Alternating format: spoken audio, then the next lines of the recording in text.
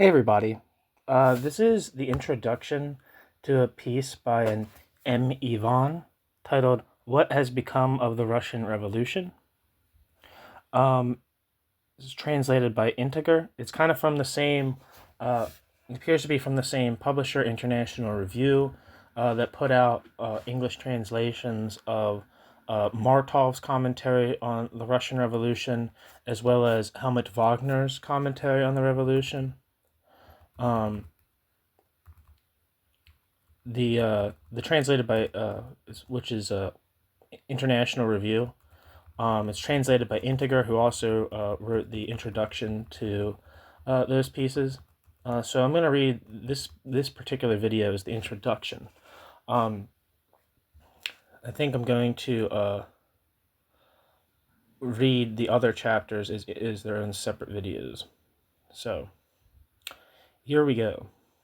I'm getting this from as a reference to it was in the reference sections of Marcel van der Linden's Western Marxism in the Soviet Union, and I found that did I even say the title of this piece already? What Has Become of the Russian Revolution by M. Yvon, which I found out was a pseudonym of a Robert Guilleneuf. Let's see how you pronounce that. So I'm going to read his little French Wikipedia first, but let's find out how to pronounce his goddamn name. Robert Guilleneuf. Robert Guilleneuf.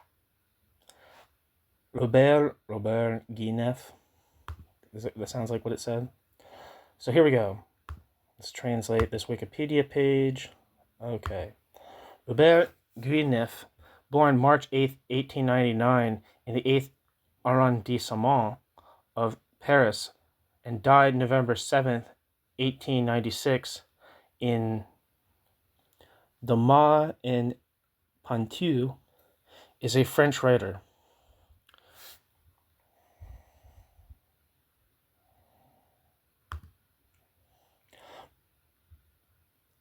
How do you say his name? Guilleneuf? Robert Guilleneuf. Robert Guilleneuf is the son of Maurice Guilleneuf and Françoise de Buisson, a carpenter having made his tour de France of le compagnonnage. Robert Guilleneuf was then close to anarchist syndicalist circles. Before joining the Communist Party from its creation, he became an industrial designer. In 1929, Robert Guilleneuf participated in the founding Congress of the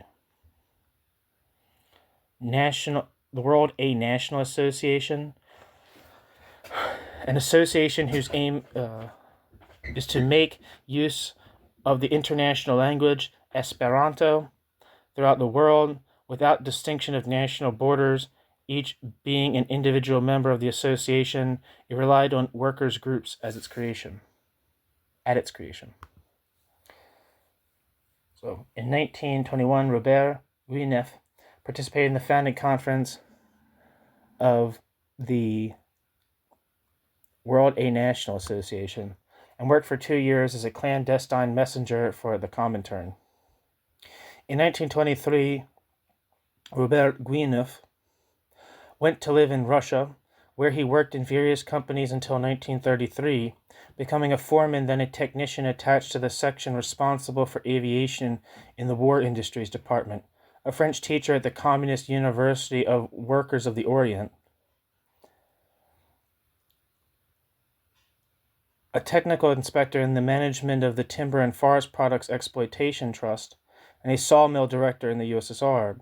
Disappointed by the reality he discovered, he maintained a correspondence with anti-Stalinist revolutionaries such as Pierre Monat, who was like an important syndicalist figure with a big forehead and a sick mustache, and Eugene Lanty.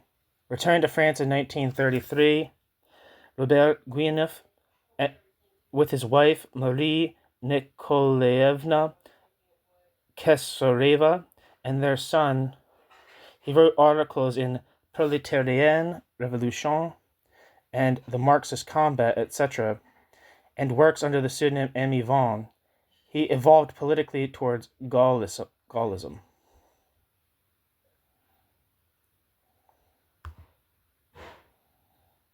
Alright, so that's Yvon, which was the pen name of Robert Guineff.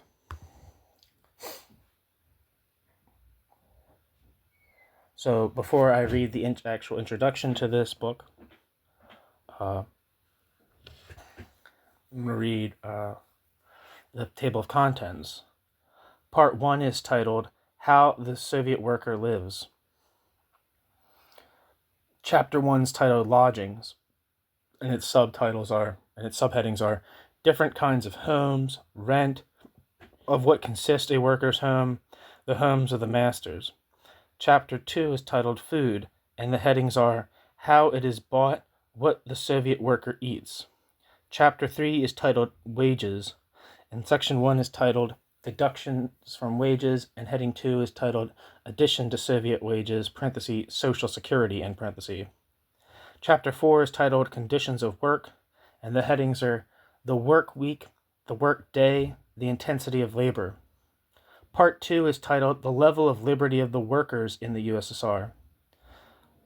Chapter 1 is titled Personal Liberty, and the headings are Security of the Home, Attached to the Factory, Forbidden to Leave Russia, Military Service.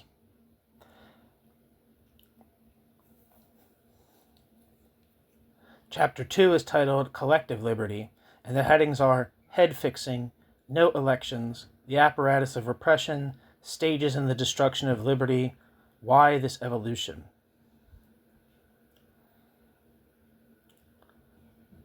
And I guess this is part 3 of the book, and it's titled The State and Classes. Chapter 1 is titled Official or Fictitious Power, and the headings are The Soviets, The Bureaucracy. Chapter 2, The Real Power, heading The Party, The Structure of the Party, Stalin. Chapter 3, The New Classes, and the headings are the so-called, quote, manual laborer, the small and middle, quote, employee, the responsible specialist, the class struggle continues. And that's the end of the table of contents. Now the introduction. Introduction. It is especially important to understand the social character of the USSR because of the USSR's socialist claims. The great interest of non-Russians in the Soviet state sprang from the social connotations of the Russian Revolution. This interest increased and at the same time changed its class complexion. With the stabilization of the Bolshevik regime, it took on an element of doubt in face of the present, apparently constant succession of Moscow executions. Immediately after October 1918, the Western labor parties that were affiliated with the Communist International, quote, talked revolution. Whether this purpose was fulfilled consciously or unwittingly, the call for revolution in the West served as a means to defend the Russian Bolshevik government against foreign intervention. The neo-communist belief in the immediacy of a world revolution, to be modeled everywhere on the Petrograd coup of 1918, was countered by a wave of anti-Soviet vilification and exaggeration, which swept along illustrious writers and very serious organs of public intelligence. With the introduction of the first 5-year plan and the first pangs of the Great Depression, the pro-Soviet viewpoints began to find a new instrument of expression. Authors that could not be called communists began to present in writing the panorama of a, quote, Soviet paradise, in which the dreams of the traditional social reformer seemed already realized or about to reach incarnation. Little-known literary folk attained prominence with volumes presenting seductive pictures of a more or less perfect working society in Russia. Books dealing with the wonders of the USSR were devoured by the depression-hidden intellectuals of the West. There came into being a distinct category of, quote, pro-Soviet authors. These specialists drank deep of the inspiring stuff provided them by the Publicity Bureau of the Russian government and wrote accounts of a Soviet society that were filled with greater and greater enthusiasm and were more and more at variance with the truth of the situation. So I just wanted to check real quick when this piece was originally written. It looks like it was originally written in 1936, which is interesting because that's the same year that Trotsky wrote The Revolution Betrayed.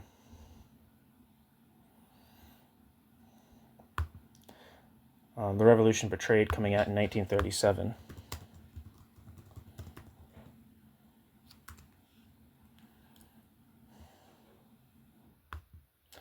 Or published, it was published in 1936. I don't think it was translated into English until 1937. Maybe I'm wrong. Anyway, never mind. Back to the text. These writers mistook appearance for reality and, quote, paper claims for facts. No more than the, quote, pure communist, unquote, party writers of the early 20s did they try, or want to, unravel the problem of the historic significance of Russian Bolshevism, just as the first had mistaken the Russians' attempt to deal with the breakdown of the national economic process for the introduction of communism.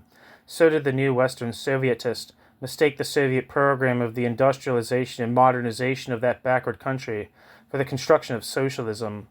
Much of the rhapsodic pro-Sovietism of the Western intellectuals was the result of the efforts of the incomparable publicity experts in the employ of the Russian state, but much of it was the work of the malicious demons of the Depression. The scared Western intellectuals sought and found a holy land in the mysterious East. The old, quote, revolutionary communism seemed to be replaced with a different, parenthesis, no more critical, and parenthesis, outlook. That of intourism. The hell does that mean? Is that a...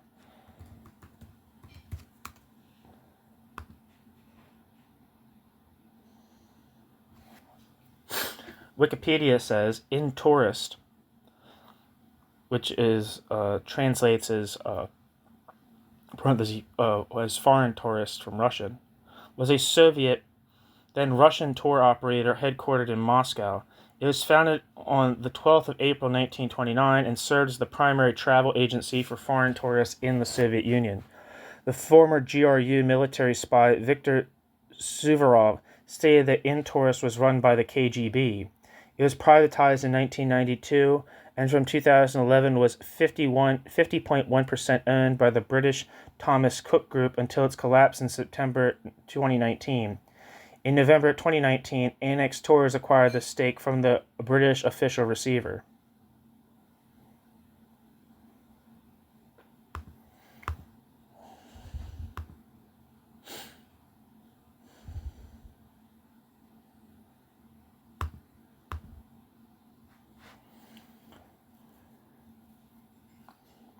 Back to the text.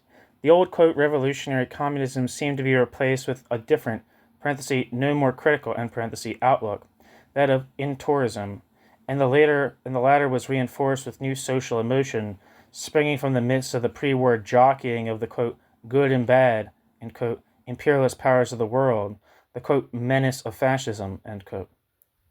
The first of the present series of Moscow trials and executions startled even the most rapt of the intellectual true believers.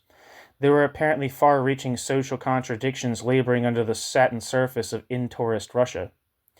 In his plain-spoken letter to Moscow, see November 1936 1936 issue of International Review, in parentheses, Ignacio Silon diagnoses the mental malady afflicting our in-tourist Sovietists as, quote, juridical cretinism, end quote.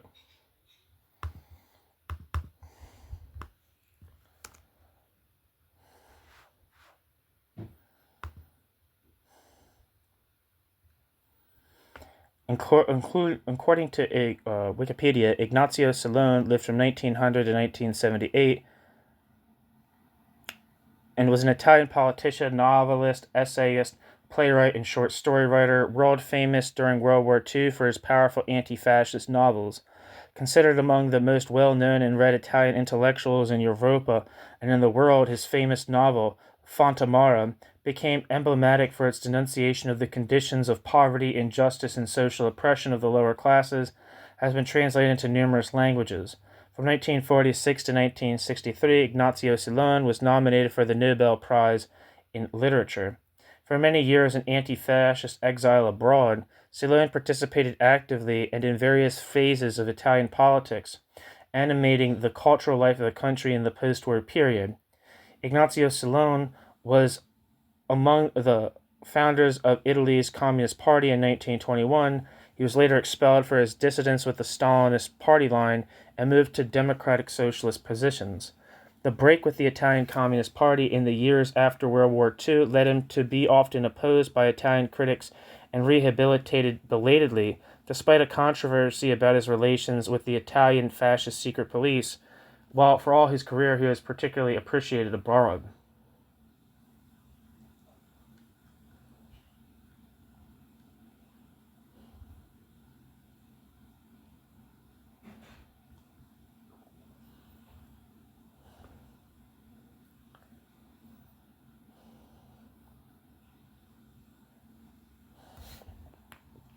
Back to the text. Quote, juridical cretinism, end quote, writes Stalin, quote, consists especially of the habit of considering the laws of a country as the exact representation of the social relations attaining among the citizens of that country. It is this juridical cretinism that explains, for example, the mental debility of those intellectuals who go to Italy, study the country's fascist laws, and come home convinced that there is no longer any capitalism in Italy, since it was supposedly abolished here by the fascist laws. And should such a traveler happen to go to France, he would return as deeply convinced that the ideals of, quote, liberty, equality, and fraternity, end quote, form the basis of the social relations obtaining in France. Since these are the solemn words he would see on all government stationery, on all courthouses, and all school buildings, and over all public comfort stations. Socialist criticism, from the time of its foundation by Marx and Engels, has warned us against the disease of juridical cretinism.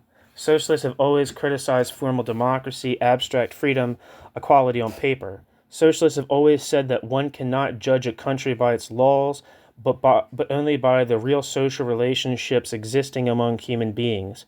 Emil Ludwig, Lion Feuchtwanger, and Jakob Breuer go into raptures over the new Soviet constitution. Too much must not be expected from literary folk. But no socialist worker, inoculated with Marxist understanding and thus made immune to juridical cretinism, will place any faith in the abstract paragraphs of the Soviet Constitution. In view of the August slaughter, he will ask, quote, what has become of the Russian Revolution? What are the objective reasons for this aggravation of the inner contradictions in the Soviet Union? End quote, end quote. Ignazio Stalin.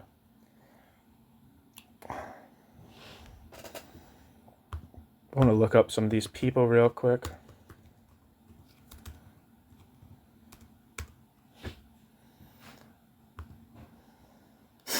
Emil Ludwig lived from 1881 to 1948 and was a German Swiss author known for his biographies and study of historical, quote, greats.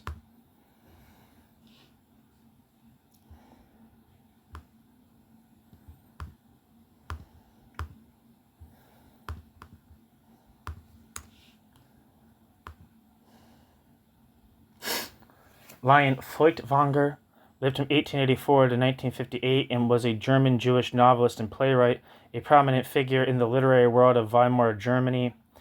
Lion Feuchtwanger influenced contemporaries including playwright Bertolt Brecht. Feuchtwanger's Judaism and fierce criticism of the Nazi Party years before it assumed power ensured that Lion Feuchtwanger would be a target of government-sponsored persecution after Adolf Hitler's appointment as Chancellor of Germany in January 1933, following a brief period of internment in France and a harrowing escape from continental Europe. He found asylum in the United States, where he died in 1958. And finally, Jakob Breuer. It actually looks like Breuer. It looks like there's some little bastard who's a comedian that has this name, but it's not the same person, so I can't look them up.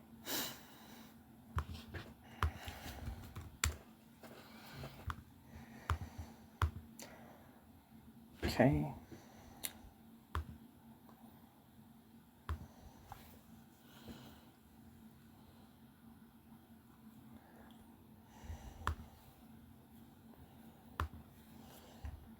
I want to copy this quote from Ignacio.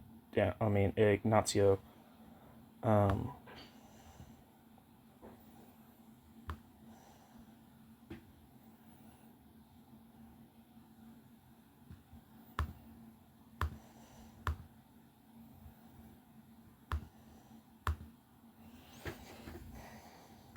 okay. Back to the text. And these precisely are the questions that Yvon answers in his surprising booklet. It is not the product of a professional writer. Yvon is a worker. Yvon went back to the bench upon his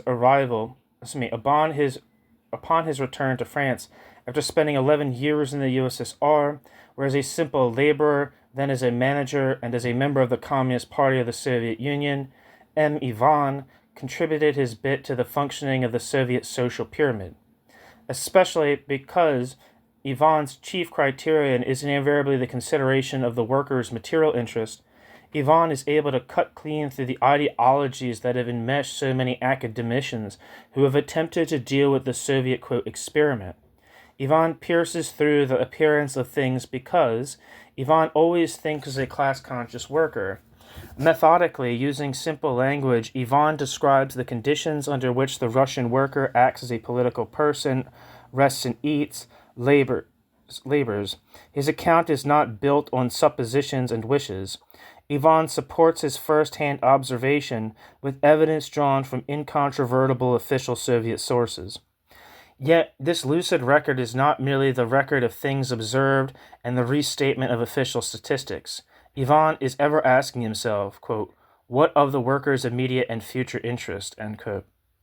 Yvon's interpretation appears to challenge us on one point. Quote, the workers, Yvon writes, quote, do not necessarily have a world to gain and their chains to lose. There are heavier chains they can forge for themselves. The end of capitalism can quite easily give birth to an economy that is directed by a new class living on profit. It does not necessarily have to lead to the free association, of workers, The Russian Revolution has shown us the possibility of such a society. It has produced the embryo of a society that we must oppose, end quote. Yvon. It is really of secondary importance to the workers' movement for socialism if, in the case of Soviet Russia, we are not dealing with the, quote, classic capitalist economy, typified by 19th century capitalism, but with an economy that seems more akin to the, quote, industrial feudalism, sketched by Hilferding as the great cartel in Hilferding's Finance Capital. Whether capitalism has been abolished in Russia and replaced with a new non-capitalist exploitation economy is another question.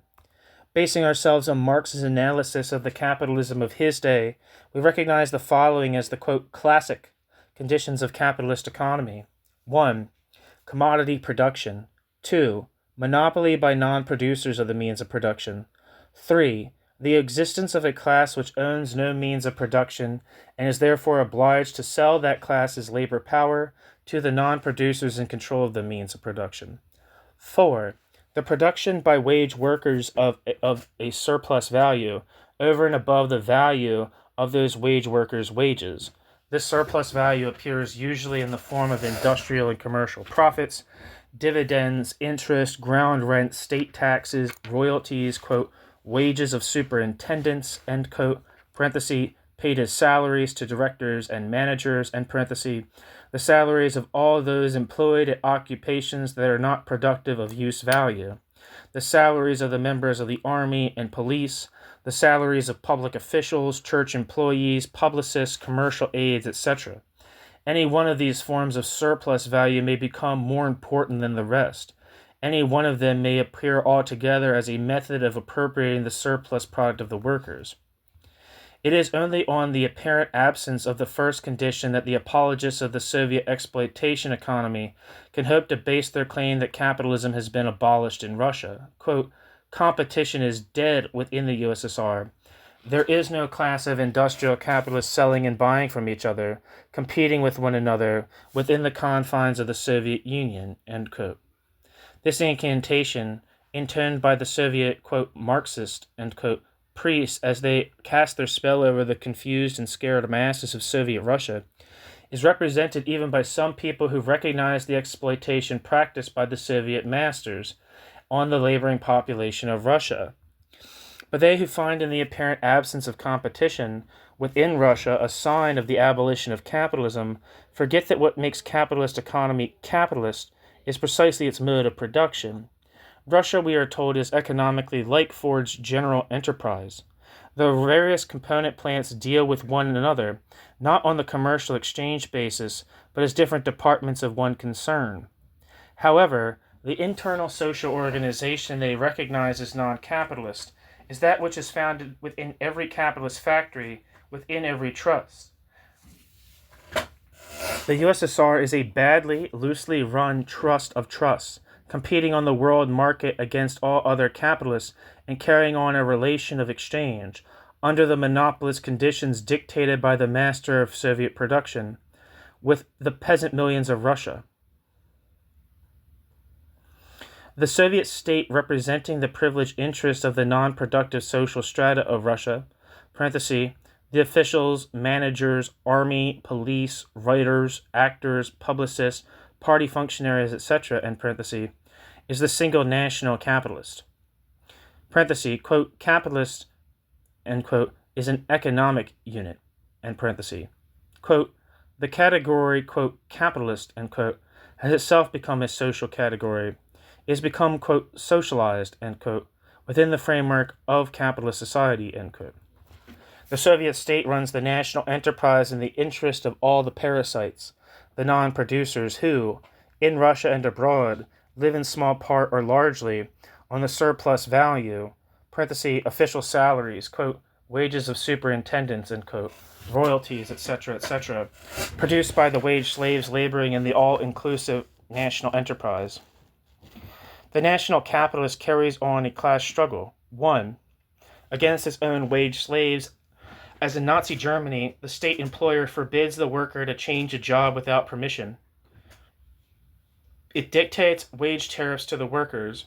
It contravenes any attempted opposition on the part of the workers by forcing them into its state, quote, company, end quote, unions, and by holding over their heads the threat of the armed forces and its, quote, company, police. It drives and sweats the workers by means of the system of piecework and bonus premiums. 2.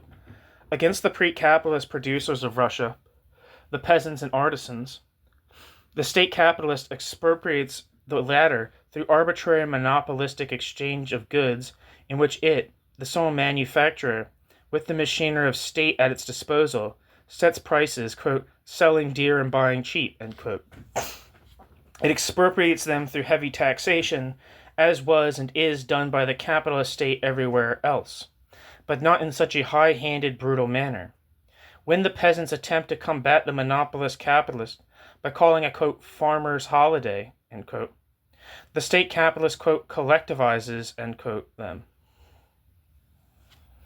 That is, it puts them into a situation where the peasants must depend entirely on the state capitalist for their seed, implements, and soil to be tilled.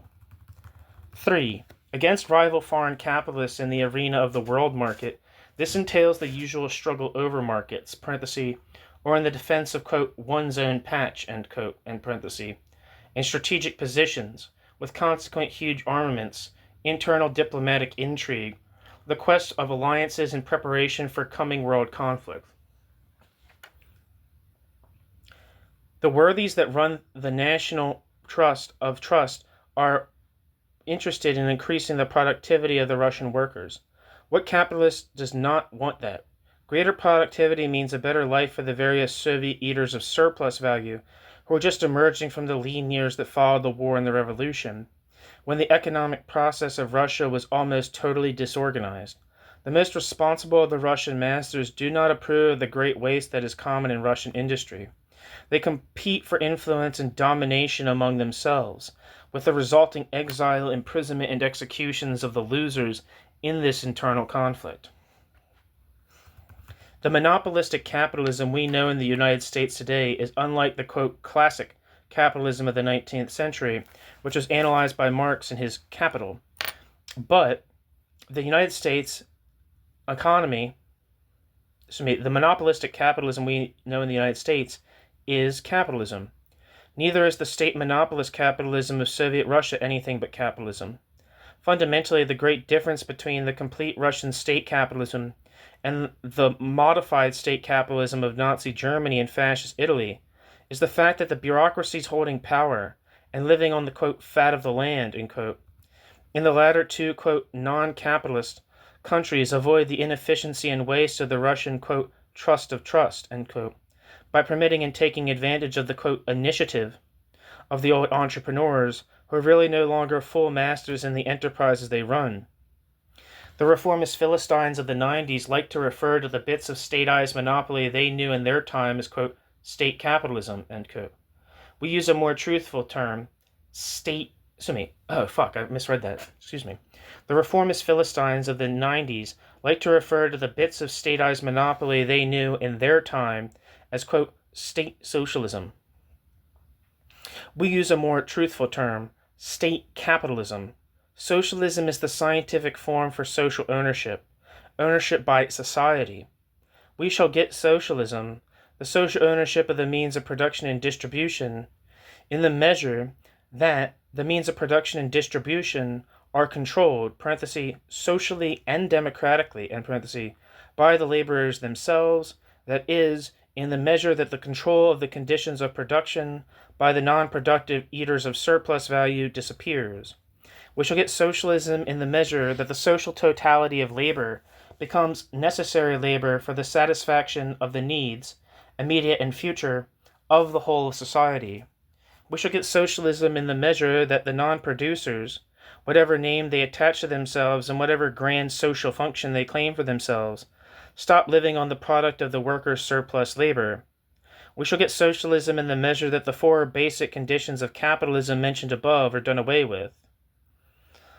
Quote, it is always the direct relation of the owners of the conditions of production to the direct producers, end quote, Marx wrote, quote, which reveals the innermost secret, the hidden foundation of the entire social construction, and with it, of the political form of the relations between sovereignty and dependence, in short, of the corresponding form of state, end quote. Capital, Volume 3, Chapter 47, page 919, in the Kerr edition. Yvon helps us to uncover the relation existing between the masters of the conditions of Soviet production and the Soviet laboring masses, the direct producers. The socialist claims of the Soviet state enable it to wield an important section of the politically interested workers of the world in the service of its national capitalist interests. The socialist claims of the Soviet state are used by the capitalist apologists all over the world to defend capitalism and discredit the movement for socialism. The socialist claims of the Soviet state point to the state monopolist slavery of the workers and peasants in the USSR and say, quote, there you have your socialism, end quote. Insofar as Yvon's study helps us to dispel this deception, it is an instrument of our emancipation. Popularize Yvon's pamphlet. The course of the Russian Revolution teaches us two important lessons. 1. In the period of matured world capitalism, the promise and hope of the immediate institution of socialism in a backward country may be used, in part consciously, in part without understanding its own historic role, by a party of national reform, as a means of enlisting the property lists and small proper deed to die and suffer in a cause that does not immediately concern the latter, the solution of the historic backwardness of the fatherland. 2.